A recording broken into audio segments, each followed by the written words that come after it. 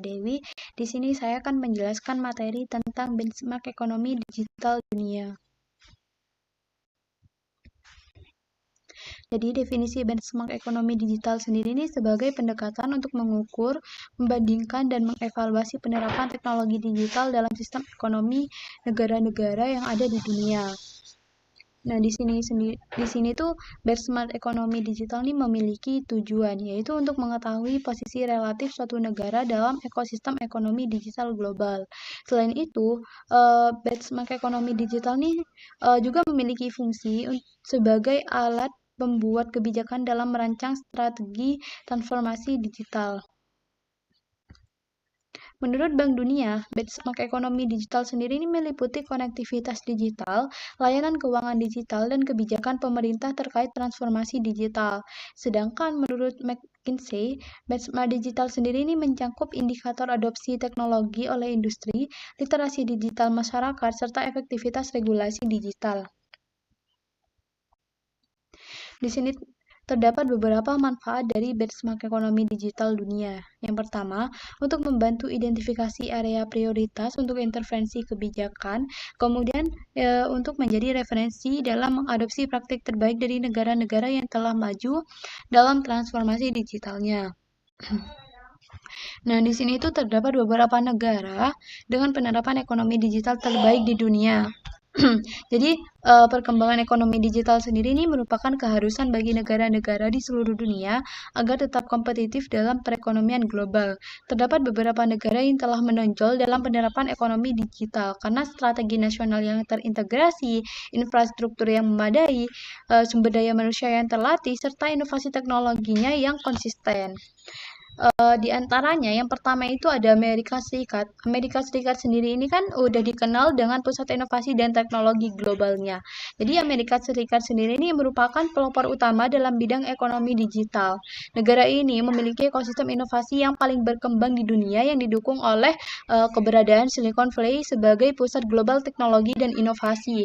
Kemudian didukung juga oleh universitas ternama seperti MIT dan Stanford yang menghasilkan riset teknologi mutakhir. Kemudian didukung juga oleh investor dan modal ventura yang aktif mendanai startup digital. Di sini terdapat beberapa contoh penerapannya ya.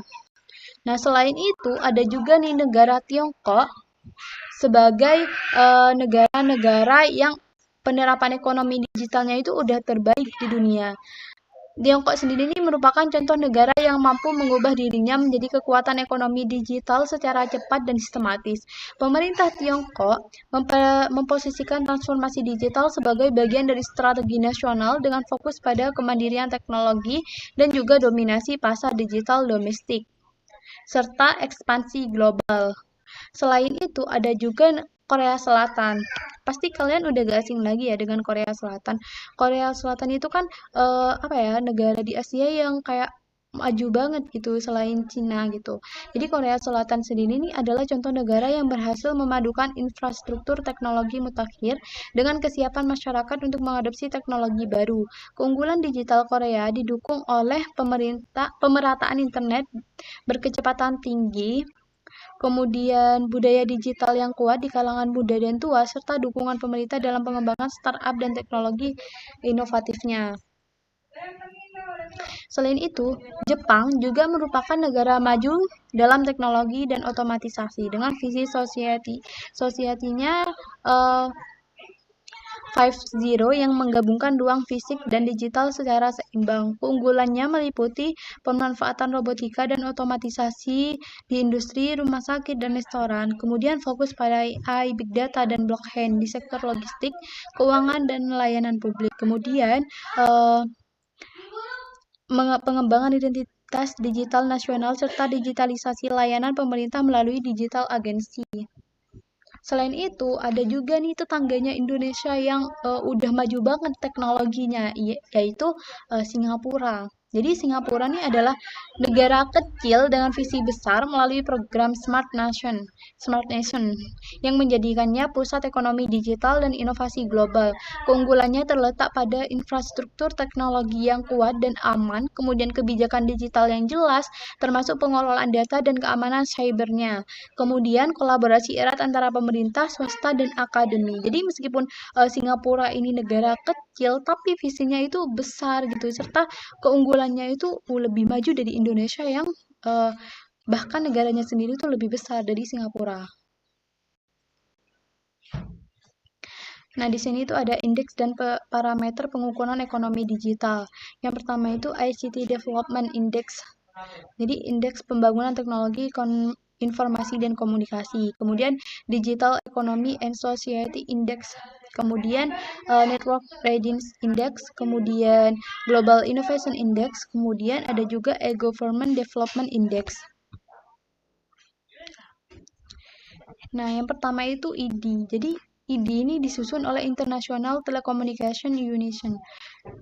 ID ini bertujuan untuk mengukur perkembangan TIK antar negara secara global, kemudian memberi panduan bagi negara-negara dalam membuat kebijakan berbasis data. ID sendiri terdiri dari 3 subindeks utama dan 11 indikator. Yang pertama itu akses TIK yang 40%, kepemilikan telepon tetap per 100 penduduk, kemudian kepemilikan ponsel seluler per 100 penduduk, kemudian kepemilikan komputer rumah tangga, kemudian ada juga akses internet di rumah. Kemudian yang kedua penggunaan TIK 40%, persentase penggunaan internet, langganan internet broadband tetap, kemudian langganan mobile broadband aktif, dan yang terakhir itu keterampilan TIK 20%. Angka huruf dewasa, partisipasi pendidikan menengah tinggi. Sementara DESI atau Digital Economic and Society Index ini diciptakan untuk mengukur kemajuan digitalisasi masyarakat dan ekonomi suatu negara, khususnya negara-negara yang ada di Uni Eropa. Untuk dimensi pengukurannya sendiri, yang pertama itu melalui konektivitas, keterampilan digital masyarakat, penggunaan internet oleh individu, kemudian integrasi teknologi digital oleh bisnis, dan layanan publik digital. Kemudian ada Network Readiness Index atau NRI. Jadi NRI ini menilai kesiapan suatu negara dalam mengadopsi dan memanfaatkan teknologi digital secara maksimal. Nah, di sini tuh terdapat 4 pilar pengukuran NRI. Yang pertama itu ada teknologinya, kemudian people-nya, kemudian ada governance, kemudian impact-nya. Nah, kemudian ada juga Global Innovation Index, GII. GII disusun oleh WIPO untuk mengukur kapasitas dan hasil inovasi suatu negara, serta memetakan kesiapan ekonomi digital berbasis inovasi. Input dari inovasi sendiri yaitu meliputi kualitas universitas, investasi R&D, serta kerjasama internasional. Nah, sementara untuk outputnya yaitu publikasi ilmiah, jumlah aplikasi paten, dan produk kreatif digital. Kemudian yang terakhir itu ada EGD atau E-Government Development Index yang diterbitkan oleh United Nations Department of Economic and Social Affairs UDESA. Jadi EGD ini diciptakan untuk menilai seberapa baik negara dalam menggunakan teknologi untuk memberikan layanan publik secara digital. Nah, posisi Indonesia dalam Indeks Ekonomi Digital Dunia. Menurut NRI 2023 yang diterbitkan oleh Portland Institute, Indonesia itu menempati peringkat ke-72 dari 134 negara dalam ekonomi digital. Nah, faktor kekuatannya itu diperoleh dari jumlah penggunaan internet yang tinggi, ekosistem digital yang terus berkembang, serta terdapat dukungan pemerintah, yaitu melalui gerakan 100 Smart City, Digital Talent Scholarship, kemudian ada juga tantangan serta upaya yang dilakukan oleh pemerintah. Di sini bisa baca sendiri ya, serta upayanya juga bisa dilihat sendiri. Nah, selain itu, di sini juga ada peluang ekonomi digital di Indonesia.